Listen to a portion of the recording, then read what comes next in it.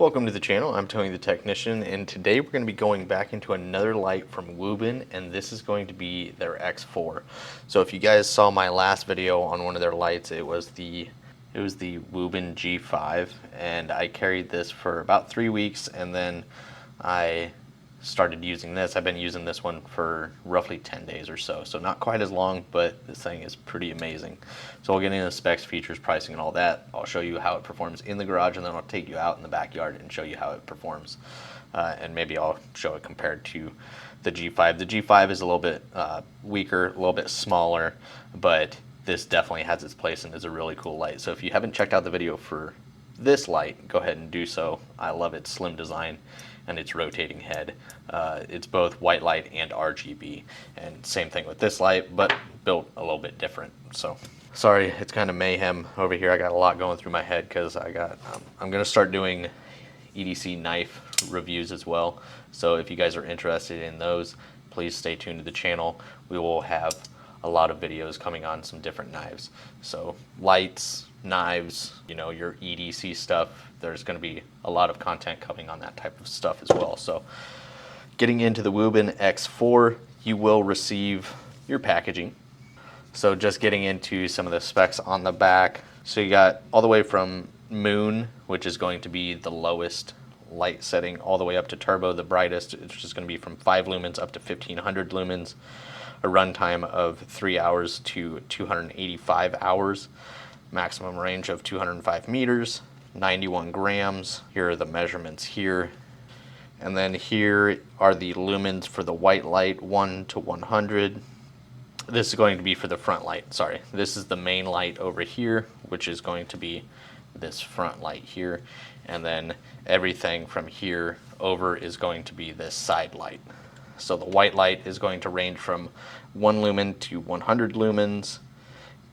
Its run time, I'm not going to go over all of that, but you guys can see RGB beacons, red and blue flash, red and green flash, red and yellow flash. Those run times and lumens are all going to be the same. Then you can play around with it for a little while. Most likely you'll figure it out. It just takes, 5-10 minutes of just playing with it to figure out its different features and all of that. But if you're not quite understanding it, or you're having troubles, knowing if you're accessing all of the features it has, it does come with an instruction manual, and that is a nice little layout as well. You are also going to receive a USB-C charging cable and a lanyard in case you want to use that. And getting into the light, all metal construction, it feels really good. It's got some decent weight to it. So it is 5 ounces or 142 grams. So it's got some decent weight to it. It's not like ridiculously heavy or anything like that, but with the metal construction, it feels really good. You got a nice thick pocket clip here that is screwed onto the back side. On this side, it's going to be a lot of your features. So you have this slide right here. It's going to line up with the symbols on the side. You have your lock, your front light, your forward facing light, and your moon light. So whenever you're all the way up, you have access to your USB charging port. So in all the other modes it is covered, so that is nice. But in moonlight, when you turn it on, it is only going to put out the lowest amount of lumens for the forward facing light.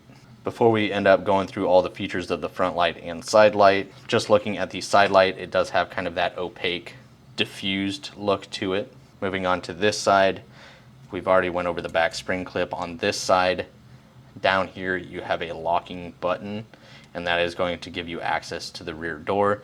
This does have a built-in magnet to it, and it is quite strong for a flashlight of this size. It shouldn't have any problem holding itself.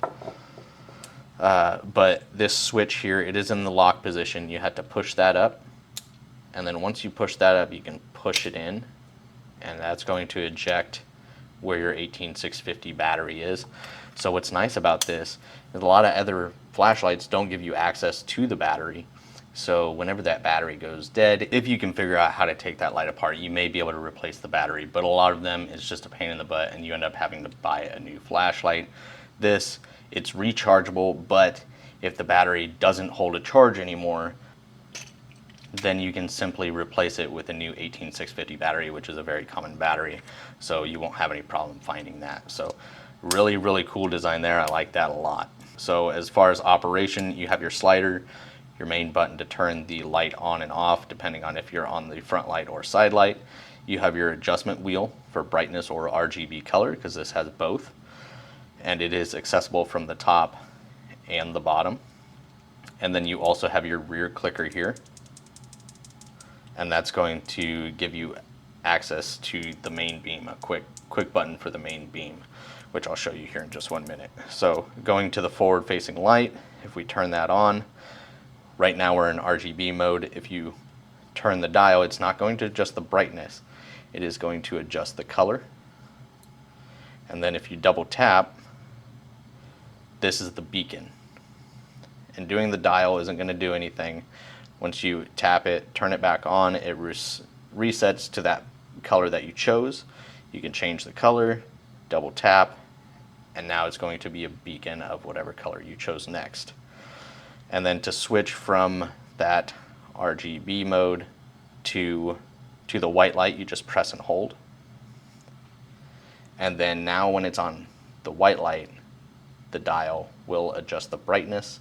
It will flash when it's at its lowest. Sorry, the light is causing it to not focus. When it's at its lowest, it will blink, and then as you raise it up, it'll blink again when you reach the max brightness for the front light. And then that's it as far as the forward-facing light, the white light, and the brightness adjustment. Press and hold for the RGB and the color adjustment. Double tap for the beacons. Now, if the light is off and you double tap, you're going to go into the flasher. So right now it's red and blue, double tap, red and green, double tap, red and yellow, double tap, and it cycles back to the red and blue, and then just tap to shut that off. Then to move to the forward-facing light, you just simply slide it up into that forward-facing position, and then tap the button. Once again, it blinks at its lowest setting, and then as you raise it up, it will blink again at its highest setting.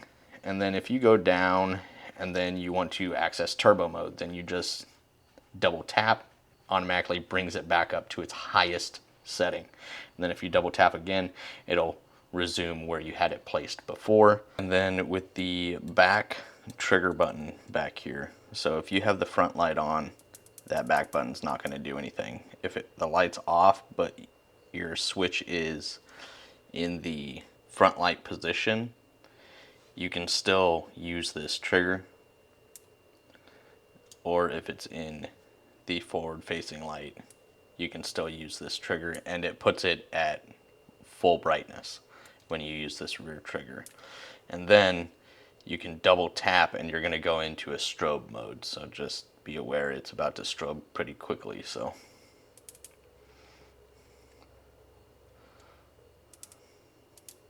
and it is a momentary switch as well, but when you go into moonlight mode, both buttons will activate the moonlight mode. There is no adjusting it when it is in moonlight mode, so whether you use the standard button or the back bumper button, pretty cool features on this light. Very simple to figure out, especially once you do it a couple times. It's pretty easy to remember. Overall build quality feels amazing. Now I will shut the lights off in the shop. We'll show you the front facing light, the white light, the RGB, and the forward facing light, and then we'll take it out and do the same thing. Okay, so I have the camera set up to where it shouldn't auto adjust for the lighting. This is exactly how it looks to me, even when I'm not looking through the camera. And over here, this is exactly how it looks to me as well. So this should be as close to accurate as possible. A lot of people that do these videos, their cameras end up auto adjusting. I've done it multiple times in the past, and you don't get a true look at what the flashlight actually looks like. So we'll go ahead and look at the forward facing light. This is the RGB. I'll just turn on the G5 real quick. Here's a look at the G5 and X4. The lumen output on those should be very, very similar because each one just uses a single LED light for the RGB. So just cycling through the colors on the X4. Green to yellowish orange and red. purple, and back to blue. So if we press and hold, switching to the white light, this is it on its lowest setting. You can't really I can't even hardly tell, but we'll go ahead and raise it up.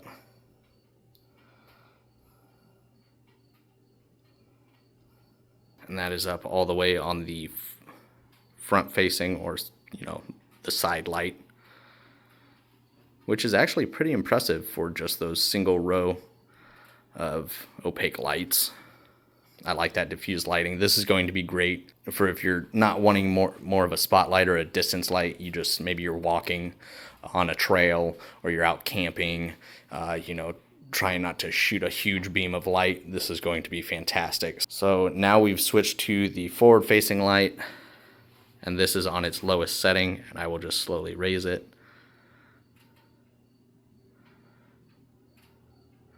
Oh, this is much brighter than the other light.